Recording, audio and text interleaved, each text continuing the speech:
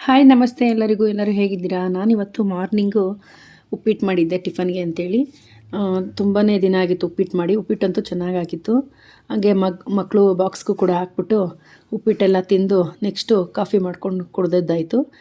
ಇದಾದಮೇಲೆ ನಾನು ಮಧ್ಯಾಹ್ನಕ್ಕೆ ಅಂತೇಳಿ ಉಪ್ಸಾರು ಮಾಡೋಣ ಅಂತ ಮಾಡ್ತಾಯಿದ್ದೀನಿ. ಸೊಪ್ಪಿತ್ತು, ಸ್ವಲ್ಪ ನುಗ್ಗೆ ಸೊಪ್ಪು, ಅದರಿಂದ ನಾನು ಬೇಳೆ ಬೇಯಿಸ್ಕೊಂಡಿದ್ದೀನಿ. ಆ ಬೇಳೆ ಬೇಯಿಸ್ಕೊಂಡು ನುಗ್ಗೆ ಸೊಪ್ಪು ಮತ್ತು ರುಚಿಗೆ ತಕ್ಕಷ್ಟು ಉಪ್ಪು ಇಷ್ಟನ್ನು ಹಾಕ್ಕೊಂಡು ಸ್ವಲ್ಪ ನುಗ್ಗೆ ಸೊಪ್ಪು ಬೆಂದಮೇಲೆ ಅದನ್ನು ಬಸ್ತಿಟ್ಕೊಂಡು ಪಲ್ಯ ಮಾಡ್ಕೊತಾ ಇದ್ದೀನಿ.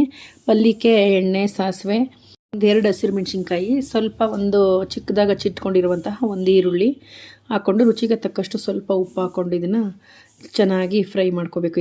ಈರುಳ್ಳಿ ಫ್ರೈ ಆದಮೇಲೆ ಸೊಪ್ಪು ಬೇಯಿಸ್ಕೊಂಡಿದ್ವಲ್ಲ, ಬೇಳೆ ಮತ್ತು ಸೊಪ್ಪು, ಇದನ್ನು ನಾವು ಸೇರಿಸ್ಕೊಂಡು ಇದಕ್ಕೆ ಸ್ವಲ್ಪ ತೆಂಗಿನ ತುರಿ ಹಾಕ್ಕೊಂಡು ಚೆನ್ನಾಗಿ 1 ನಿಮಿಷಗಳ ಕಾಲ ಈ ಥರ ಹುರ್ಕೊಂಡ್ರೆ ಸೊಪ್ಪಿನ ಪಲ್ಯ ರೆಡಿ ಆಗುತ್ತೆ.